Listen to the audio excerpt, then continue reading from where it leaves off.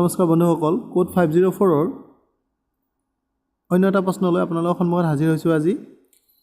আমাৰ প্ৰশ্নটো হৈছে বিদ্যালয়ত গণিত শিক্ষণ দিয়া ধৰণটোত 4টা নেতিবাচক মূল বৈশিষ্ট্য আছে, সেইবোৰ উল্লেখ কৰা। উত্তৰ: প্ৰথম পইণ্টটো হৈছে ই বাস্তৱ, অৰ্থপূৰ্ণ আৰু সহায়কাৰী প্ৰসংগবিহীন।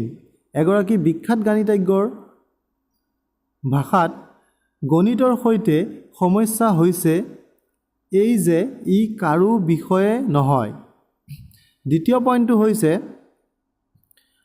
বিদ্যালয়ৰ গণিতত সাধাৰণতে বিমূৰ্ত চিহ্নৰ ব্যৱহাৰ জড়িত হৈ থাকে, যিয়ে ছাত্ৰ ছাত্ৰীসকলক অসুবিধাত পেলায়। আমাৰ তৃতীয় পইণ্টটো হৈছে বিদ্যালয়ৰ গণিতত ছাত্ৰ ছাত্ৰীসকলক সঘনাই কাগজ আৰু পেন্সিল কৌশল ব্যৱহাৰ কৰিবলৈ দিয়া হয়, যিবোৰ ছাত্ৰ ছাত্ৰীসকলে বিকাশ কৰা মানসিক কৌশলৰ লিখিত ৰূপ নহয়।